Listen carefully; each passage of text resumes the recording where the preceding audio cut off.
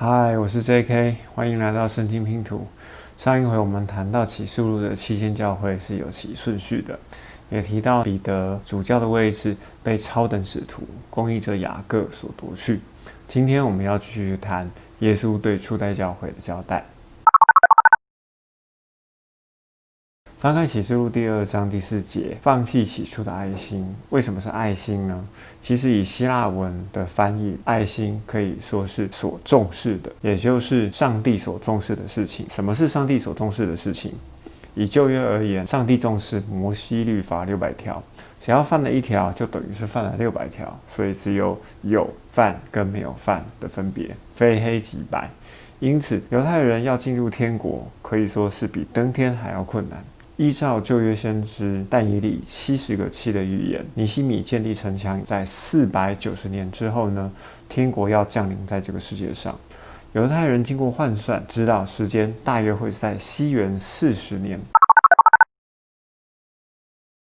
在西元30多年，耶稣宣教的时候，耶稣知道10年内天国要降临。为了能让多一点犹太人不因为触犯了摩西律法无法进入天国，耶稣在马太福音22章35节有提到，有一个律法家试探耶稣说：“老师，律法中哪一个诫命是最重要的呢？”耶稣就回答：“你要尽心、尽性、尽意爱你的上帝。”第2条是爱人如己。这2条就是先知书与律法书所浓缩起来的基督律法。耶稣继续在马太福音25章40节提到说：“我实在的告诉你们，你们做的只要坐在一个最小的弟兄身上，就是坐在我身上。因为新的规定的宣告，顿时间基督2条律法马上就合并成为1条孤儿寡母条款。”时间继续往后面走，耶稣进入了最后晚餐之前，又做了新约命令的示范，记载在约翰福音13章4节。耶稣以手巾束腰，倒了一盆水为门徒洗脚，并用手巾擦干。彼得起初不愿意洗，后来巴不得把全身都洗干净了。为什么耶稣要为门徒洗脚呢？其中有2层意义。第一，幼约祭司要见上帝之前，必须要先洗澡。这件事情记录在出埃及记29章4节。上帝觉得这个事情太麻烦了，就交代了摩西在至圣所跟祭坛的中间设立了铜海，祭司亚伦跟他的儿子要先在铜盆里面先洗手洗脚，才能够见上帝。这个事情记载在出埃及记30章18节。所以约翰福音13章10节，耶稣说：“洗过澡的人全身都洁净了，只需要洗脚就可以见上帝了。”也预表的新约的选民在全身洁净过后，就是新约的祭司了，随时可以祷告，随时可以见上帝咯。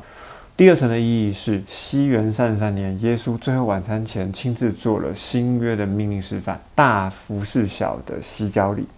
耶稣比较大，门徒比较小，大的服侍小的。耶稣亲自为门徒示范，为高者服侍为低者。然而，在西元57年，保罗在第3次的旅行结束之后，向耶路撒冷总会的主教雅各报告，又回到小服侍大。这件事情记录在使徒行传的21章17节。回到开头的启示录2章4节的意思是，教会放弃起初上帝所重视的位高服侍位低的命令。在此，我们做一个结论：以弗所的含义是合法的、蒙爱的、奉旨意行的初代使徒时期，也是充满了权力斗争跟转移的第1世纪。耶稣基督亲自交代了2件事情：第一，提防弟弟雅各夺权取代彼得成为主教；第二，新约的命令是大服侍小。虽然表面上看起来都不合耶稣的心意，然而启示录的7封书信依然告诉我们，经过了2000年，他依然掌权。如果喜欢我的影片，请订阅。如果有问题，请在下方留言。我是 J.K.， 咱们下次见。